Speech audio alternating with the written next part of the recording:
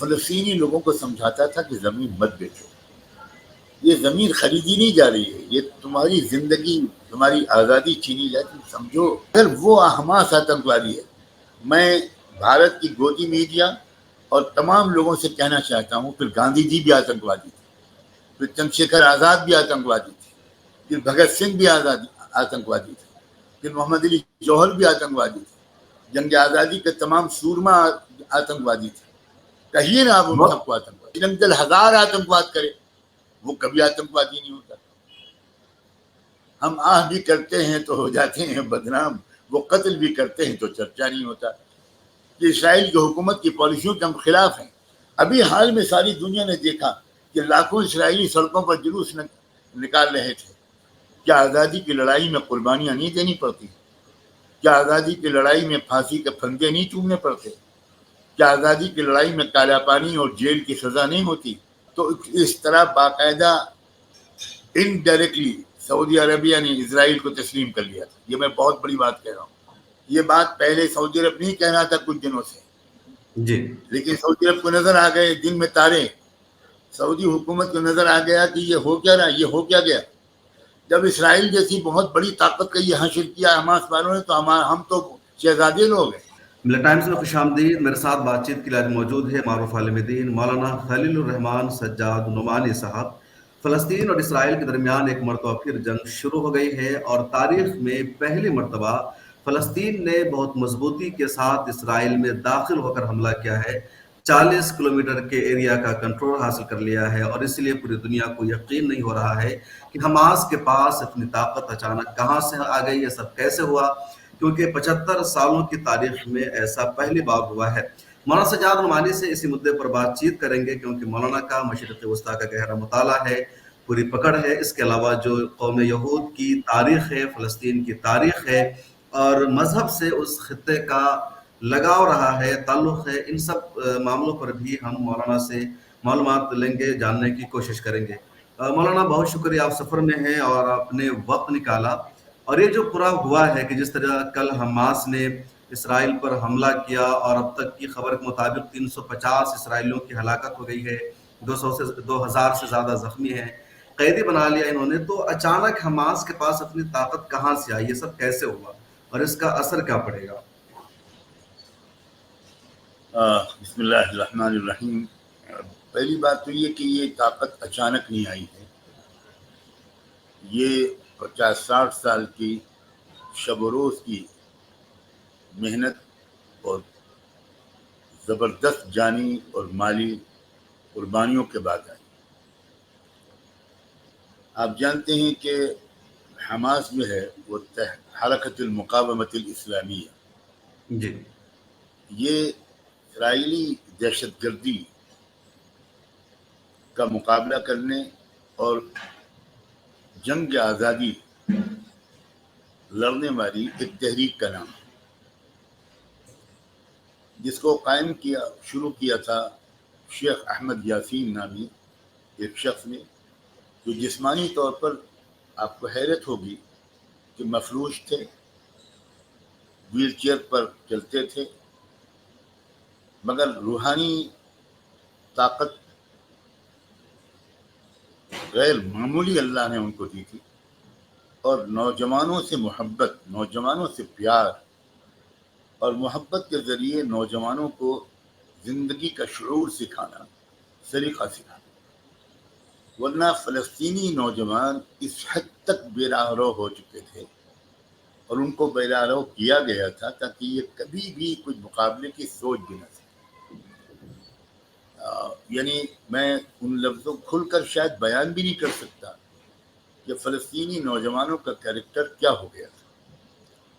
وقت ضائع کرنا، شراب پینا، جوا کھیلنا، تعلیم میں دلچسپی نہ لینا، ادھر ادھر گھومتے رہنا، یہ فلسطینی نوجوانوں کی اکثریت، اور میں نے ایسے فلسطینی نوجوان اپنی آنکھوں سے اپنی تعلیمی کے دور میں دیکھے ہیں۔ ان نوجوانوں کو گلے لگایا شیخ احمد یاسین، اور اصلاح کا روایتی طریقہ چھوڑ کر جو عام طور پر ہم علماء اختیار کرتے ہیں، جی، بالکل وہ چھوڑ کر نوجوانوں سے پیار کیا، نوجوانوں کو قریب کیا، نوجوانوں کو گلے لگایا، نوجوانوں کے پاس وہ خود جاتے تھے. نوجوان ہوٹل میں بیٹھے ہیں، قہوہ خانوں میں بیٹھے ہیں، شیخ احمد یاسین وہاں جاتے. ابنائی اولادی افلاذ کبدی، میرے جی جگر کے ٹکڑوں، اس طرح کے الفاظ سے ان کو مخاطب کرتے تھے. کہتے تھے بچوں تمہاری جوانی قیمتی ہے، کچھ تعلیم پہ محنت کر لو، کچھ پڑھائی پر ذرا توجہ دے دو. نوجوان ان کی محبت سے بہت متاثر ہوتے، جی شفقت اور پیار سے ان سے متاثر ہوتے، اور وہ ان سے اس محبت کی وجہ سے قریب ہو جاتے تھے، اور پھر وہ ان کی زندگی میں انقلاب آ جاتا تھا.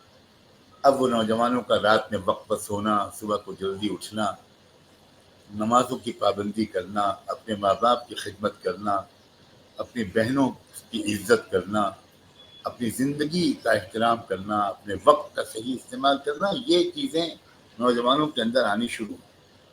اور پھر تعلیم کی طرف رجحان آگے بڑھا. ان کی تربیت سے بچوں نے گویا ٹیکنالوجی، سائنس، انجینئرنگ، میڈیسن، لا، کون سا میدان ہے جس میں انہوں نے عالمی طور پر کامیابی حاصل کی.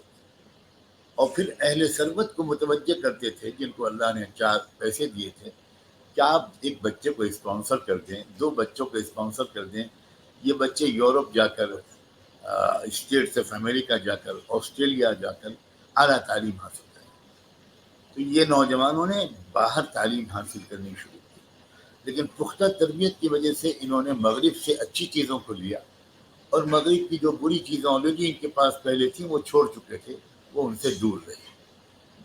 یہ ہے اصل میں حماس. اور اب اس کے بعد ادھر اسرائیلی جارحیت بڑھتی چلی گئی. اب کیا تفصیلات میں یاد دلاؤں. جی اسرائیلی جارحیت بڑھتے بڑھتے بڑھتے بڑھتے انہوں نے کیا کیا کہ جب وہ پیدل پہ جنگوں میں آگے بڑھتے گئے، قبضہ کرتے گئے، عرب عیاش حکمرانوں کی وجہ سے ان کی وہ سرحدیں کھوتے چلے گئے، تو گویا 40% 45% حصہ فلسطین کا فلسطینیوں کے پاس رہ گیا، باقی سب اسرائیلی بن گئے. باقی سب بالکل ایک ناجائز اولاد کی طرح امریکہ اور برطانیہ کی وہ ان کے سر پر مسلط کر دیا. اب یہ نوجوان طلبہ باشعور باہر رہ کر عالمی سیاست کو پڑھا، تاریخ کو پڑھا، یونائٹڈ نیشنز کے دوغلے کلچر کو پڑھا، یہ بہت واقف ہو گئے عالمی حالات سے کہ ہو کیا رہا ہے ہمارے ساتھ. یہ زائنسٹ فورسز جو صہیونی طاقتیں ہیں ان کے کیا جی مقاصد، یہ کیا کرنا چاہتے ہیں ہمارے ساتھ.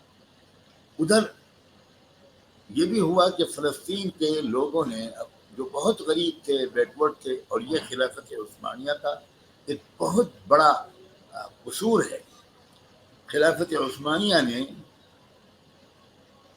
اس وقت جس وقت یورپ بہت تیزی سے ترقی کر رہا تھا سائنس اور ٹیکنالوجی میں، خلافت عثمانیہ نے عالم اسلام کے جس حصے پر، اور بہت سب حصے پر انہی کی حکومت تھی، انہوں نے وہاں پر جدید تعلیم کو عام نہیں کیا، ترقی نہیں دی ملک کو، نئی نسلوں کو، بہت پچھڑ گئے، بہت غریب ہو گئے، اور اس غربت کا فائدہ اٹھایا.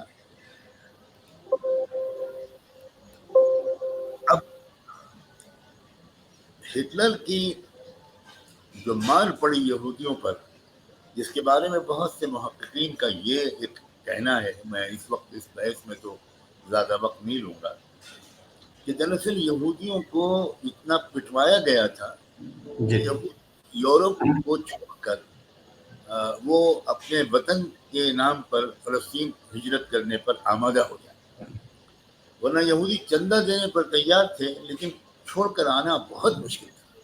کہاں یورپ کی بہت ہی پرآسائش ترقی یافتہ زندگی، اور کہاں فلسطین میں نہ بجلی اور نہ وہاں رہنے کے مکانات، اے سی اور کولر تو چھوڑ دیے، بجلی ہی نہیں تھی، کچھ تھا ہی نہیں، اجڑے ہوئے دیہات تھے. تو یہودیوں نے یہ بھی کیا کہ وہاں جب آئے وہ، تو انہوں نے ان فلسطینی غریب لوگوں سے ان کی زمینیں خریدی. اس وقت ایک عالم دین تھے، ایک بڑے زبردست رہنما تھے، ایک عالم مفکر رہنما دانشور مفتی امیر الحسینی، جی میں ان سے ملاقات کا مجھے کئی بار شرف حاصل ہوا، اور چونکہ وہ رابطہ عالم اسلامی کے رکن بھی تھے، جی اور میرے والد ماجد بھی رابطہ عالم اسلامی کے بنیادی فاؤنڈر ممبر تھے، تو کئی 2-3 مرتبہ اس کا اتفاق ہوا کہ مکہ مکرمہ میں رابطہ عالم اسلامی کی کانفرنس کے موقع پر ان دونوں بزرگوں کی ملاقات ہوتی تھی۔ مفتی امیر الحسین صاحب ہمیشہ حضرت والد صاحب سے اور حضرت مولانا ابوالحسن علی ندوی سے ملاقات کے لیے قیامگاہ پر تشریف لاتے تھے۔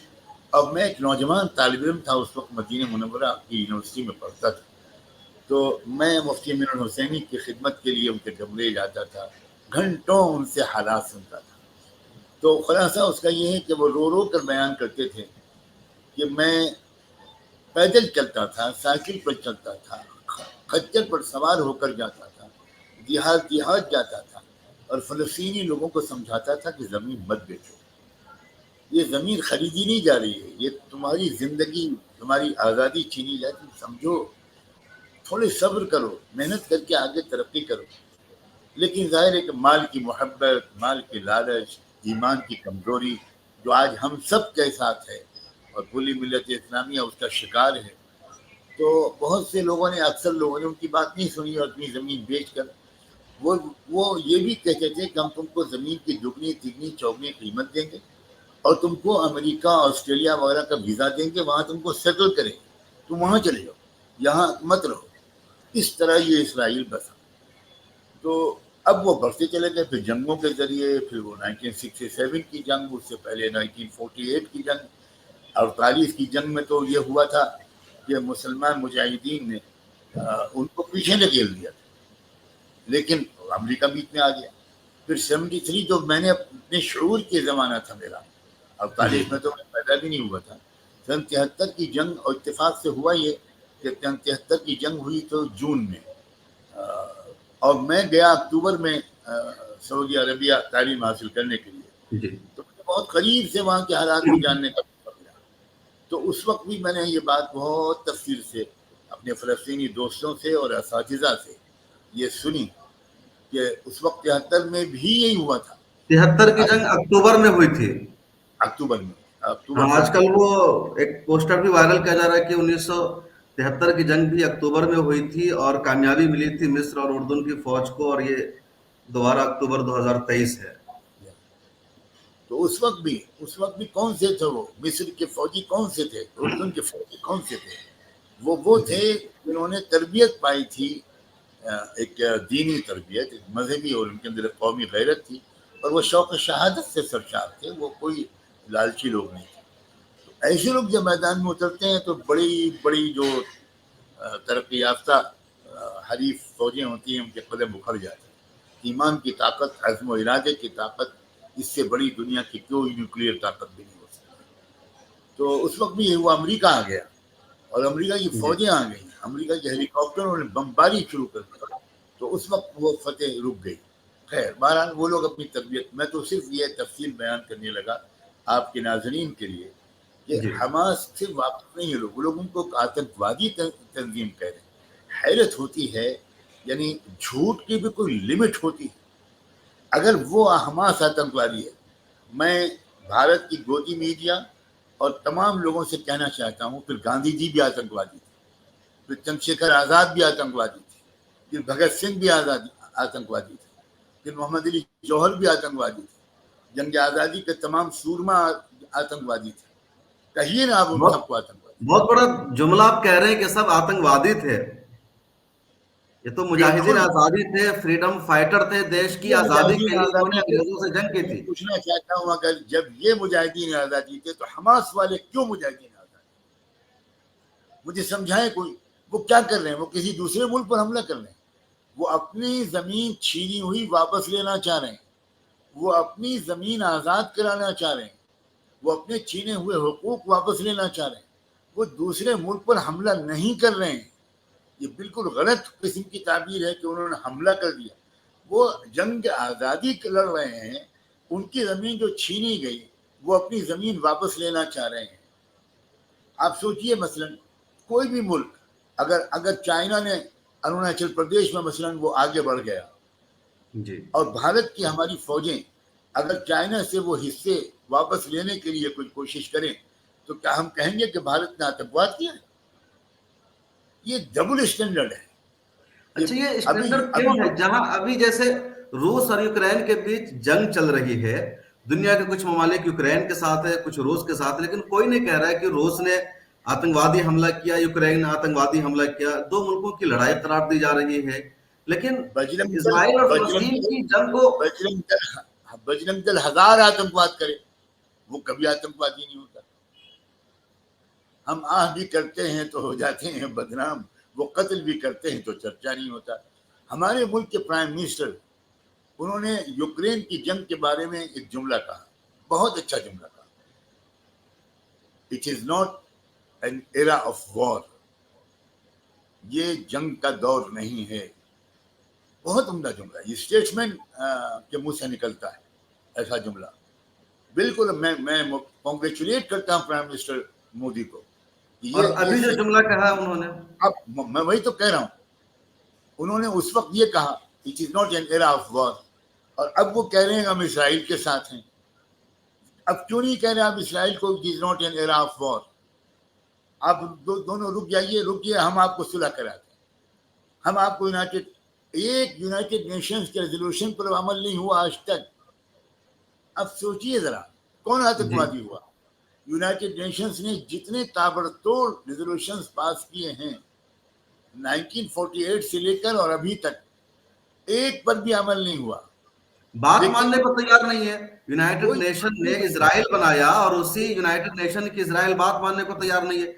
यूएन कह रहा है कि तुम वेस्ट बैंक से निकल जाओ, तुम्हारा एरिया नहीं है, और उससे ये भी वहां बड़ी पर आज अगर आप रेफरेंडम करा दे, कोई आलमी इदारा आज इसराइल में रेफरेंडम करा दे और इसराइली आबादी से पूछे कि ये बताओ कि इसराइल की जो जारहाना कार्रवाइयां हैं तुम उसके साथ हो, जो ऑक्यूपाइड एरिया है तुम उसके साथ हो, जो गजा पट्टी को घट्टो बना दिया गया, समंदर का रास्ता बंद, हवाई रास्ता बंद, रोड का रास्ता बंद, एक चॉकलेट गजा पट्टी के अंदर इसराइली फौज की परमिशन के बगैर नहीं आ सकती। आज अगर इसराइल के अवाम से पूछा जाए तो मैं चैलेंज करके कहता हूं कि अवाम की मोर देन 51%, 56% जो आलमी बाज लोगों ने आज़ाद शुमार बयान किए हैं, मिस्टर गैलप ने, जो यूके के मेंबर पार्लियामेंट, तो अगर रेफरेंडम आ जाए तो इसराइल के अवाम कहेंगे कि इसराइल की हुकूमत की पॉलिसियों के हम खिलाफ हैं। अभी हाल में सारी दुनिया ने देखा कि लाखों इसराइली सड़कों पर जुलूस निकाल रहे थे और अपने प्राइम मिनिस्टर नेतन्याहू के खिलाफ नारे लगा रहे थे, फिर वो अदालत में जा रहे थे। तो डर के मारे नेतन्याहू ने सुप्रीम कोर्ट के इख्तियारात कम कर दिए कि कहीं सुप्रीम कोर्ट उनके खिलाफ कोई ऑर्डर न जारी कर दे। इसराइल के अवाम भी उसके खिलाफ है। हमारा मुल्क कह रहे कि कुछ लोग उसको कह रहे हैं कि वो आतंकवाद है। अरे भाई, आप इंसाफ से काम लो। वो सिर्फ इसलिए आतंकवादी हैं कि वो मुसलमान हैं, और हमारे मुल्क के जो खुद आतंकवादी हैं, फाशिस्ट लोग हैं, जो दिन रात नंगापन कर रहे हैं, जो ट्रेन में चलते हुए लोगों को गोलियों से भून रहे हैं, जो मुसलमान लड़कियों के सर पर से हिजाब खींच रहे हैं, जो हिजाब पर पाबंदी लगा रहे हैं, ये आतंकवादी बिल्कुल नहीं है। जो लड़की हिजाब पहन रही है वो आतंकवादी है। बिल्कुल अजीब गरीब किस्म की बात है ये, दो चार की तरह की बात है। लेकिन मैं इससे परेशान नहीं, मैं प्लीज मुझे ये ऐड करने दीजिए, ये जितने भी पूरी दुनिया के अंदर फैसिस्ट फोर्सेस हैं, ये दिन ब दिन अब नंगी होती चली जाएंगी। वो मैंने तो शुक्रिया अदा किया था ना मिस्टर रमेश भदौरी का, जब जो थोड़ी सी कपड़े की चिट थी ना आरएसएस और विश्व हिंदू परिषद और बजरंग दल के बदन पर एक जरा सी चिट, एक लंगूटिया। Thank you mister Ramesh Bhadauri, आपने नोच के वो फेंक दी और आपने दिखा दी अपनी नंगी तस्वीर कि यह है हमारे संघ परिवार की ट्रेनिंग। हम लोग ये जबान बोलते हैं, हम लोग सड़क पर बोलते थे, गलियों में बोलते थे, पान की दुकान पर बोलते थे, होटल में बोलते थे, लिंचिंग करते वक्त बोलते थे, जान मारते वक्त बोलते थे, दलितों को मारते वक्त बोलते थे। अब हम पार्लियामेंट हाउस में यही जबान बोलेंगे। क्यों?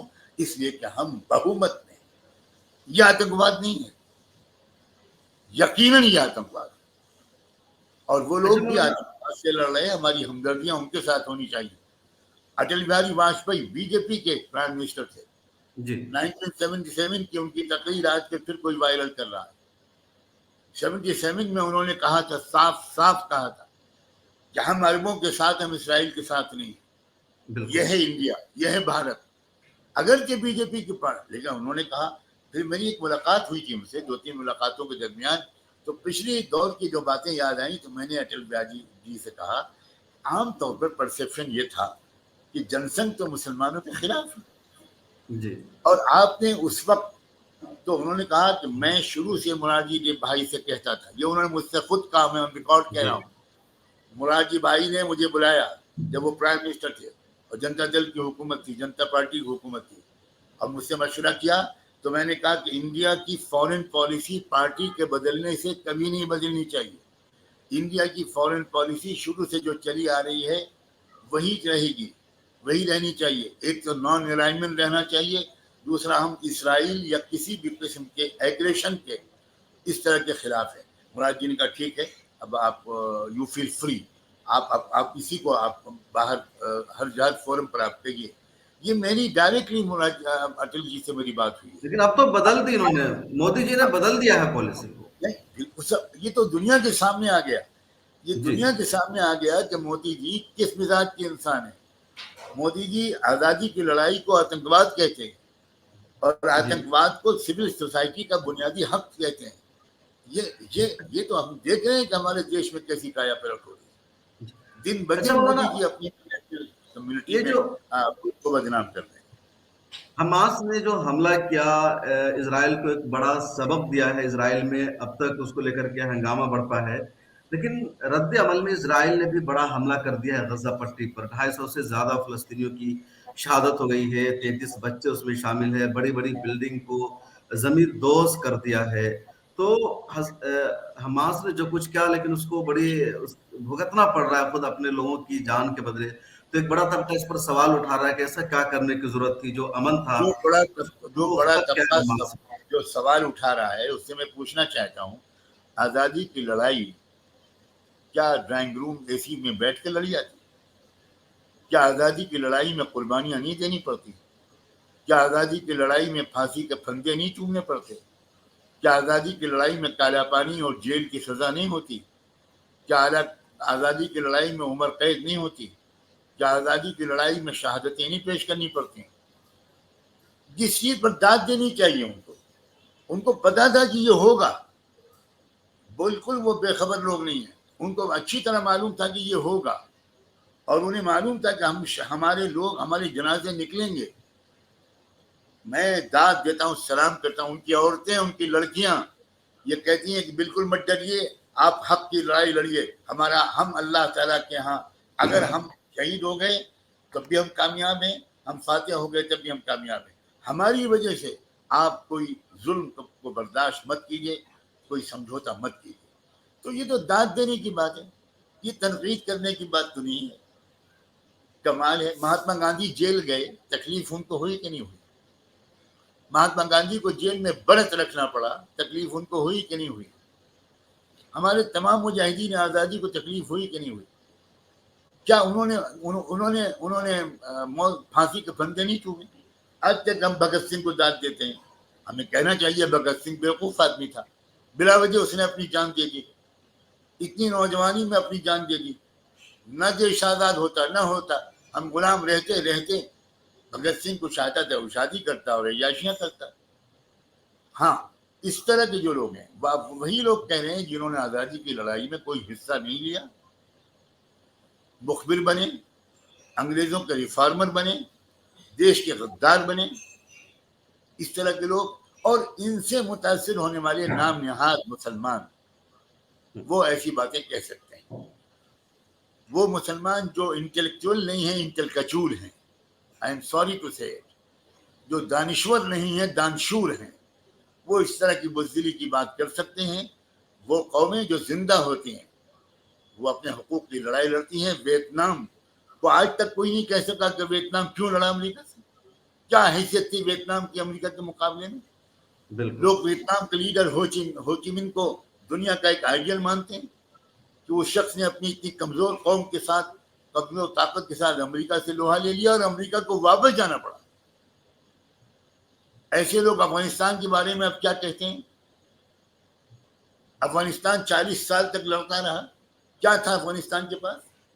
کیا افغانیوں کو یقین نہیں تھا کہ ہم موت ہے ہمارے لیے؟ اور آج افغانیوں کی کیا حالت ہے؟ آج افغانیوں سے سب اچھے تعلقات سدھار رہے بغیر تسلیم کیے۔ واہ جی واہ واہ واہ واہ، کیا زبردست ڈوئل فارن پالیسی ہے کہ ہمارے پروجیکٹ چلتے رہنے دو اور انڈر دی ٹیبل ہمارے تعلقات رہیں گے۔ ہم تسلیم اس لیے نہیں کریں گے کہ انکل سیم کی اجازت نہیں، ہمارے باپ جو ہیں امریکہ ان کی اجازت نہیں۔ اچھا جو تو یہ میں دیکھیے ایک بات آخر میں بالکل صاف جی بات ہے، جگر مراد آبادی کا ایک شعر مجھے اکثر یاد آتا ہے، یہ مصرع کاش نقش ہر در و دیوار ہو جائے، یہ مصرع کاش نقش ہر در و دیوار ہو جائے، جسے جینا ہو مرنے کے لیے تیار ہو۔ تو یہ جو تازہ ڈیولپمنٹ ہے وہاں جو کچھ ہو رہا ہے اس وقت فلسطین اور اسرائیل میں یا غزہ پٹی میں، تو اس کا آگے کیا اثر پڑنے والا ہے؟ ابھی جس طرح کے بیانات سامنے آئے ہیں، جو زیادہ عرب ممالک ہے انہوں نے اسرائیل کو ہی ذمہ دار ٹھہرایا ہے، سعودی عرب نے بھی خلاف توقع ایک طرح سے کہ جو اب تک اسرائیل کی طرف سے زیادتی ہوتی رہی ہے، قبضہ کیا جاتا رہا ہے، اس کا یہ رد عمل ہے۔ قطر کا بڑا سخت بیان آیا، ایران تو کھل کر کے سپورٹ کر رہا ہے، اور حماس نے ایران کا شکریہ ادا کیا ہے کہ ایران نے ہمیں ہر طرح کی مدد فراہم کی ہے۔ اس سے پہلے ایک معاہدہ بھی چل رہا تھا سعودی عرب اور اسرائیل کے بیچ، اور اس میں شرطیں تھی سعودی عرب کی یہی کہ 1967 کی جو سرحد ہے وہی فلسطین ہوگا اور اسرائیل کو واپس جانا پڑے گا ان ایریاز سے، تب ہم مانیں گے۔ تو کیا آپ کو لگتا ہے کہ کچھ حل نکل سکے گا جس طریقے سے ڈیولپمنٹ ہوا ہے ایک بڑا؟ دیکھیے سب سے پہلی بات تو یہ ہے کہ ابھی جو G20 کا تماشا ہوا تھا، اس ایک دن کے حملے نے G20 کو G02 بنا دیا، 2 کو ادھر بھیج دیا، G20 G کو کا اس ادھر سے بھیج کیا دیا۔ تعلق رہے گا؟ یہ تعلق ہے کہ G20 کے موقع پر جو ایک گویا تو روٹ طے ہوا، جو جی ایک پورا معاہدہ طے ہوا، جس میں پرنس محمد بن سلمان صاحب تشریف لائے تھے، جی اور وہ جس میں یہ طے کوریڈور جو ہوا بنا۔ کہ وہ ہوگا جو کوریڈور بنے گا وہ سعودی عرب سے بھی گزرے گا، اس کے بعد وہ UAE وغیرہ سے یا گزر کر بھی اسرائیل جائے گا۔ تو اس طرح باقاعدہ انڈائریکٹلی سعودی عربیہ نے اسرائیل کو تسلیم کر لیا تھا۔ یہ میں بہت بڑی بات کہہ رہا ہوں، جی آپ اہم بات ہے۔ آپ جی آج ریکارڈ لکھ لیجئے اس بات کو کہ آج سے یہ معاہدہ ختم، سوال ہی نہیں پیدا۔ اب سعودی عرب کو واپس سد صحب کرنا پڑا۔ یہ بیان اس نے کیوں دیا؟ یہ بیان اس طرح کا بیان کہ اسرائیل کی ساری جارحیت ذمہ دار ہے، جو کچھ اب تک اسرائیل نے کیا ہے فلسطینیوں کے ساتھ یہ اس کا رد عمل ہے۔ یہ بات پہلے سعودی عرب نہیں کہہ رہا تھا کچھ دنوں سے، جی لیکن سعودی عرب کو نظر آ گئے دن میں تارے، سعودی حکومت کو نظر آ گیا کہ یہ ہو کیا رہا، یہ ہو کیا گیا۔ جب اسرائیل جیسی بہت بڑی طاقت کا یہ حشر کیا حماس والوں نے، تو ہم تو شہزادے لوگ ہیں، ہمیں تو ریاض کے پیلس میں گھسنے میں ان کو شاید چند منٹ بھی نہیں لگیں گے۔ میں سچ کہہ رہا ہوں، میں اچھی طرح واقف ہوں ان کی طاقت سے، کیا ان کی حیثیت۔ تو یہ بالکل پوری انٹرنیشنل پالیٹکس بدلے گی، اسرائیل گھٹنے ٹیکے گا، قربانیاں اور ابھی دینی پڑیں گی۔ اسرائیل کچھ سمجھوتے کی بات مانے گا، اسرائیل مذاکرات کی میز پر آئے گا۔ روس کا حماس نے بیان بھی ایک طرح سے حماس کے حق میں آیا ہے، روس نے بھی یہی کہا کہ 1967 کے مطابق ہم فلسطین کو ایک آزاد ریاست کے طور پر دیکھنا چاہ رہے ہیں۔ بالکل، حماس والوں نے مذاکرات سے کبھی انکار نہیں کیا۔ وہ کہتے یہ ہیں کہ مذاکرات سے پہلے آپ یہ جو آپ نے ساری زمینوں پر قبضہ کیا ہوا ہے، کم سے کم 67 کی سرحد سے پہلے واپس جائیے، یہ سارے علاقہ خالی کیجیے، اس کے بعد ہم بیٹھیں گے مذاکرات کی ٹیبل پر۔ یہ بالکل جسٹیفائڈ بات ہے۔ آپ سوچئے اگر مان لیجیے چائنا انڈیا کی کسی زمین پر قبضہ کرتے اور اس کے بعد کہے آئیے بات چیت کرتے، تو ہمارا اسٹینڈ، ہمارے دیش کا اسٹینڈ کیا ہونا چاہیے، میرا اور آپ کا اسٹینڈ کیا ہونا چاہیے؟ ہم یہ کہیں گے کہ پہلے زمین خالی کرو، بالکل کوئی میرے مکان میں گھس جائے اور مجھے باہر نکال دے، اس کے بعد کیا آئیے بیٹھ کے بات کرتے ہیں۔ تو ہم کہیں گے کہ پہلے آپ باہر نکلیے, اس کے بعد بات کریں گے. یہ کیا بات ہے کہ آپ نے ہمارے گھر پہ قبضہ کر لیا, اب آپ پوزیشن آف اسٹرینتھ سے ہم سے بات کرنا چاہتے ہیں؟ یہ تو کوئی دنیا میں کوئی سمجھدار قوم راضی نہیں. حماس کے لوگ سویلائز لوگ ہیں, حماس کے لوگ کوئی بالکل بھولے قسم کے لوگ نہیں ہیں, بہت ہائیلی ایجوکیٹڈ لوگ ہیں, اور انٹرنیشنل پالیٹکس پر ان کی زبردست گرفت ہے. وہ بالکل تیار ہوں گے بات چیت کے لیے, مگر آپ پہلے وہ جگہ چھوڑیے. تو میں یہ سمجھتا ہوں, آپ نے یہ سوال کیا کہ اس کا اصل رزلٹ کیا ہوگا. میرا اپنا خیال یہ ہے کہ اسرائیل کے عوام کا اپنی حکومت پر دباؤ بہت زیادہ بڑھے گا کہ بات چیت جی کرو, بات چیت کرو, بات چیت کرو. جنگ مسئلے کا حل نہیں ہے, اور جب بات چیت ہوگی تو پھر ظاہر ہے کہ بہت سے مرحلے ہوں گے. کہاں تک پیچھے جائیں گے اسرائیل والے, یہ تو آنے والا وقت بتائے گا. لیکن یہ تو مجھے یقین ہے کہ آج نہیں تو کل, کل نہیں تو پرسوں, یقینی طور پر انصاف کا بول بالا اس سرزمین پر بھی ہوگا انشاءاللہ تعالیٰ. اچھا ذرا سا یہ جانتے ہیں کہ جو مذہبی تاریخ ہے فلسطین کی, یہودیوں کے لیے بھی وہ تاریخی جگہ ہے, عیسائیوں کے لیے بھی اور مسلمانوں کے لیے بھی, اور یہ تینوں قوم ایسی ہے جو کہیں نہ کہیں توحید پرست ہے. بعد میں چیزیں کسی کی بگڑی ہے اور ایک سلسلہ بھی شروع ہوتا ہے. تو کس طرح فلسطین تینوں قوم کے لیے مقدس ہے, ذرا اس پہ آپ روشنی ڈالیں. کوئی شک نہیں ہے اس میں کہ دنیا کی عظیم قوموں کا ایک رشتہ اس سرزمین سے ہے. بہت قدیم تاریخی سرزمین ہے وہ. خاندان ابراہیم, جو اس کو بنو اسرائیل کہا جاتا ہے, جی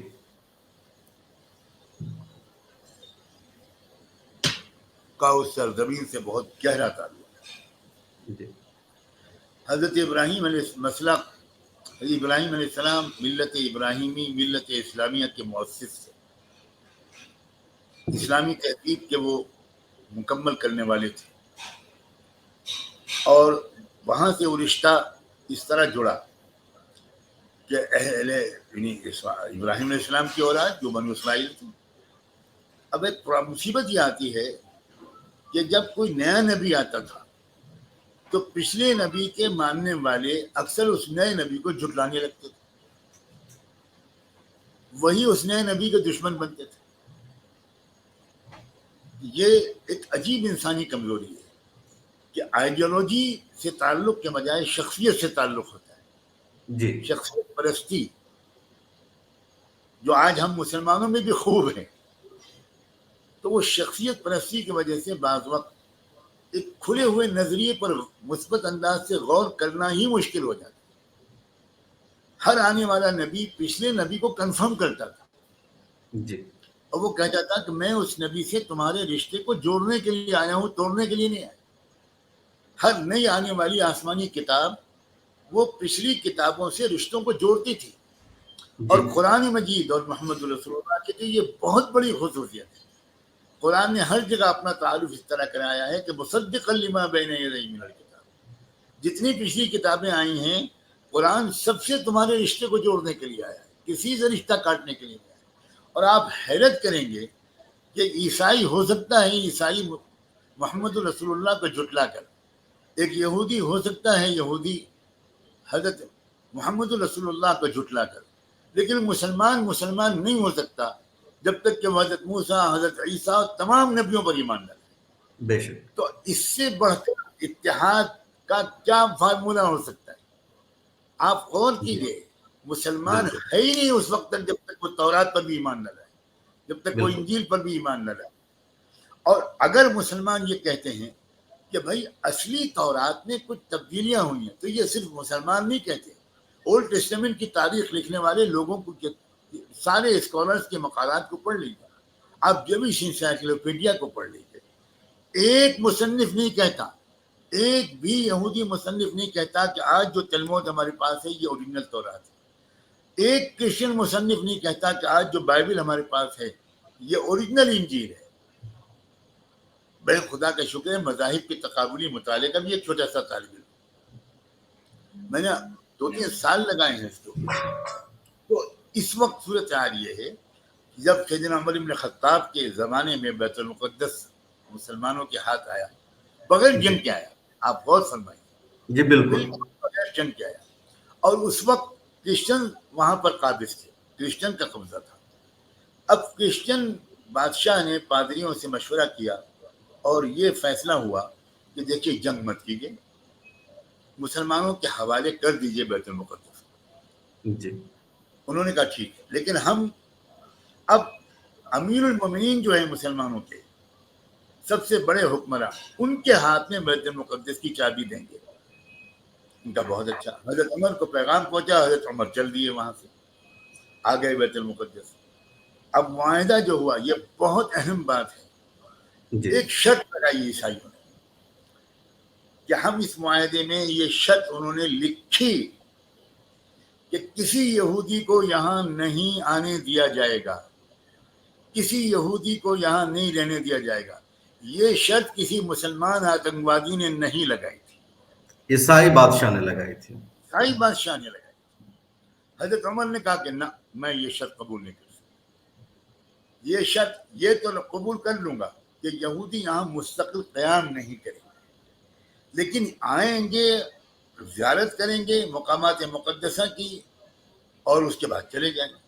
یہ لیکن میں رہنے پر پابندی آپ کے کہنے سے لگاؤں گا, لیکن آنے پر پابندی نہیں لگاؤں گا. آپ غور کیجیے, زیادہ اداروادی پالیسی کس نے اپنائی تھی؟ کوئی جواب دینا اس کا. بالکل. عیسائیوں نے شرط لگائی تھی, مسلمانوں نے تسلیم نہیں کیا کہ نہیں بالکل یہودیوں کا حق ہے, یہودی آئیں اور عبادت کریں اور جائیں. بالکل اسلام تو اس حد تک اداروادی ہے, جی اتنا. مسجد نبوی میں آپ غور فرمائیے, عیسائیوں کے جو بڑے بڑے پادری اور علماء آئے رسول اللہ سے ڈائلاگ کے لیے صلی جی اللہ علیہ وآلہ وسلم, آپ نے مسجد نبوی میں ان کو ٹھہرایا اور اور آپ نے ان کو ذاتی مہمان بنایا. اس سے پہلے جو لوگ عرب کے سارے وفود آتے تھے تو صحابہ کرام ان کی میزبانی کرتے تھے, مگر از راہ احترام حضور نے کہا کہ یہ میرے ذاتی مہمان ہیں, یہ عیسائی مذہب کے رہنما ہیں. تو آپ کے پاس کوئی مکان تو تھا نہیں, مسجد نبوی میں آپ نے ٹھہرایا. اب وہاں ایک وقت آیا کہ ان کی عبادت کا وقت آ گیا, اب وہ لوگ جی پریشان ہونے لگے. اللہ کے رسول نے پوچھا کہ کیا بات ہے, آپ پریشان نظر آتے ہیں. انہوں نے کہا ہماری عبادت کا وقت آیا, ہم سوچے ہم لوگ کہاں عبادت کریں. تو حضور نے فرمایا آپ یہیں عبادت کی. مسجد نبوی میں ان عیسائیوں نے عبادت کی. اس عبادت میں تو حضرت عیسیٰ کی بھی عبادت ہوتی تھی, حضرت مریم سے بھی دعا اور عبادت ہوتی تھی, حضور نے اجازت دی. یہ اسلام ہے. آج بھی حماس والے یہ بالکل نہیں کہتے کہ کوئی یہودی قطن اسرائیل میں نظر نہ آئے, فلسطین میں نظر نہ آئے, بالکل نہیں کہتے. انہوں نے ایک دفعہ بھی نہیں کہا. انہوں نے یہ کہا کہ پرامن بقائے باہمی کا ایک معاہدہ ہو, صحیح شرطوں کی بنیاد پر, پیسفل کو ایگزسٹنس کی بنیاد پر, اور یہ جس کو جس کا حق جتنا ہے اتنا ملے. آپ بالکل رہی.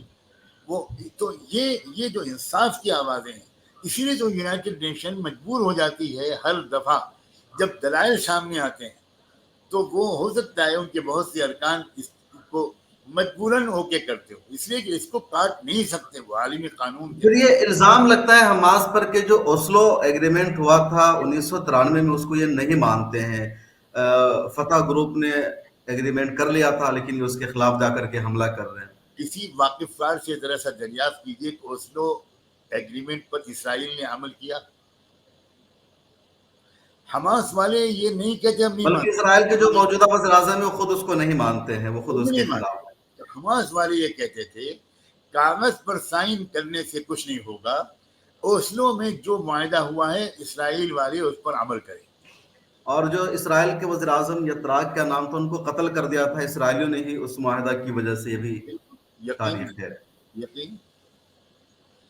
تو یہ تو اصل میں جو لوگ مطالعہ نہیں کرتے, جی ان کے پاس فرسٹ ہینڈ انفارمیشن نہیں ہوتی, وہ پروپیگنڈے سے متاثر ہوتے ہیں. میں اپنے نوجوانوں سے ضرور یہ گزارش کروں گا کہ وہ اس کا مطالعہ کریں, اور شاید ملت ٹائمز سے میں یہ اپیل کروں کہ وہ ایک سیریز انفارمیٹیو ٹاکس کی اگر آپ چلا سکیں, اور اگر کچھ ہسٹری کے پروفیسرز اور کچھ ایسے لوگ اس میں آپ کی مدد کر سکیں, تو یہ ہماری قوم کے لیے بہت مفید इंफॉर्मेटिव किस्म की एक सीरीज होगी। अच्छा, एक आखिरी सवाल, ये जो क़िबला अव्वल है हमारा या मस्जिद अक्सा जिसको हम कहते हैं, इसकी तामीर की क्या तारीख है, और यहूदियों के हवाले से जो कहा जाता है कि दीवार गिरिया यहूदियों का है, उसका क्या पस मंज़र है? मस्जिद अक्सा जो ये मौजूदा तामीर है बड़ी हजरत उमर के ज़माने की है। जी। इससे पहले मस्जिद अक्सा थी मुख्तसर छोटी, जाहिर है उस ज़माने में तो छोटी मस्जिदें हुआ करती थी। और हज़रत इसहाक़ अलैहिस्सलाम की तामीर करदा। हज़रत सुलेमान अलैहिस्सलाम का ज़बरदस्त ताल्लुक़ है, वो पाए तख्त था, वो जी। सल्तनत का हुकूमत हज़रत दाऊद, हज़रत सुलेमान, जो उनका पाए तख्त था। क्या हज़रत सुलेमान अलैहिस्सलाम यहूदी थे? क्या हज़रत दाऊद अलैहिस्सलाम यहूदी थे? यही तो मुसीबत है। वो लोग ये प्रोपेगेंडा करते हैं कि हमारे पैगंबर थे। क्या अकीदा फैलाते थे वो? क्या हज़रत सुलेमान अलैहिस्सलाम, हज़रत दाऊद ने उन्होंने पेशेंगोई नहीं की थी कि आइंदा कोई नबी आएगा? क्या उन्होंने, ये सारे नबियों ने हज़रत जी। मोहम्मद रसूलुल्लाह के बारे में आगाहियाँ नहीं दी थी? इस्लाम तो सबको जोड़ता है। एक हज़रत सुलेमान की नबूवत में कोई शक करेगा वो मुसलमान ही नहीं, चाहे वो रोज़ाना तहज्जुद पढ़े और हर साल उम्रे करे, वो मुसलमान ही शुमार नहीं होगा। हज़रत सुलेमान भी, और अगर हज़रत सुलेमान अलैहिस्सलाम की कोई यादगारें ऐसी हैं जो यहूदियों को जिनसे अकीदत है, तो इस्लाम उनको इजाज़त देगा, आओ आप अपनी अकीदत का इजहार करें, आप आएँ वहाँ, आप आएँ अपने मजहबी रसूम अदा करें। मैं कह रहा हूँ मजहबी रसूम मस्जिद नबवी में अदा करने की इजाज़त दी अल्लाह के रसूल ने, तो कभी इस्लाम नहीं रोक सकता यहूदियों और ईसाइयों को उनके तारीखी मकामात पर आकर अपने रसूम को अदा करने से। लेकिन इख्तियार किसका रहेगा, कंट्रोल किसका रहेगा, ये तो जी। तारीखी माहिदे ने उस वक्त बिल्कुल साबित कर दिया था। और अब पता चलता है कि ईसाइयों ने यहूदियों के किरदार को शायद ज़्यादा बेहतर तरीके पर पहचाना था। वो भी भुगते हुए होंगे सदियों। ईसाइयों और यहूदियों में लड़ाइयाँ बहुत थी तारीख में, हर दौर में, फिर अचानक ईसाई और यहूदी में दोस्ती कैसे शुरू हो गई? वो ऐसा होता है कि जब दो बदमाश आपस में बहुत दिन तक लड़ते रहते हैं, तो उनको फिर ये आपस में करना पड़ता है कि यार अब हम आपस में लड़े, अब तीसरे से लड़े और हम दोनों दोस्त। अब इस्लाम को बीच से निकाल दीजिए, दोबारा फिर लड़ाई शुरू हो जाए।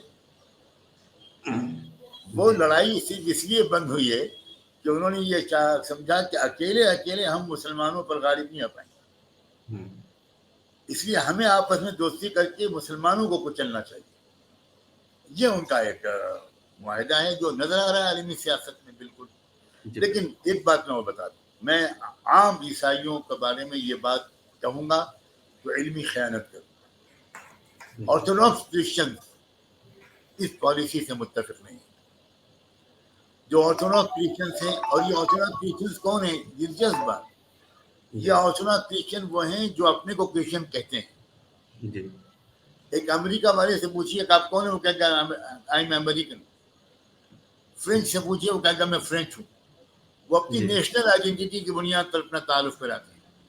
लेकिन एक ऑर्थोडॉक्स क्रिश्चियन से जो रूस में आबाद है, उनसे पूछिए कि आप कौन है, वो बिल्कुल नहीं कहेंगे कि मैं रशियन हूँ, वो कहेंगे कि मैं ऑर्थोडॉक्स क्रिश्चियन हूँ। अल्लज़ीना क़ालू इन्ना नसारा। ये देखिए कुरान ने जो फर्क किया है, कुरान ने ये नहीं कहा कि जो लोग ईसाई हैं वो तुमसे बहुत करीब होंगे, बल्कि कहा जी। कुरान ने कि जो अपने को क्रिश्चियन कहेंगे, अल्लज़ीना क़ालू इन्ना नसारा, जी। वो तुमसे करीब होंगे। आज देख लीजिए पुतिन का क्या बयान आया है, रूस के सदर पुतिन का क्या बयान आया है। और जी। ऑर्थोडॉक्स क्रिश्चियंस जो इस वक्त रूस में हैं, वो इस वक्त बिल्कुल उनकी पॉलिसी बदल चुकी है, और वो इस वक्त प्रो इजराइल नहीं है। यकीनन वो जाहिर है कि उस तरह खुल्लम खुल्ला हमास का साथ देने लगे, इसकी तो हम खुद उम्मीद नहीं करते। लेकिन बहरहाल सब क्रिश्चियंस जो हैं, हम उनको एक पड़े में नहीं रख सकते। ऑर्थोडॉक्स क्रिश्चियंस वो अब इंसाफ के करीब आते जा रहे हैं और समझते जा रहे हैं कि ये क्या खेल है उन ज़ायनिस्ट यहूदियों का, जिसकी वजह से इतना जुल्म हुआ है। और मुझे लगता है कि अब ज़्यादा वक्त नहीं बचा, चंद साल के अंदर सूरत हाल बहुत ज़्यादा तब्दील हो जाए। بہت شکریہ ناظرین. تو ہم فلسطین، وہاں کی تاریخ اور اس کے مذہبی تعلقات کے سلسلے میں بات چیت کر رہے تھے معروف عالم دین مولانا خلیل الرحمان سجاد نعمانی صاحب کے ساتھ. کافی لمبی بات چیت ہوئی. آپ کو کیسا لگا یہ انٹرویو کمنٹ سیکشن میں ضرور لکھے گا. پھر ملاقات ہوگی. بہت شکریہ. ملت ٹائمز کو آپ کی ضرورت ہے، ہماری آپ مالی مدد کریں.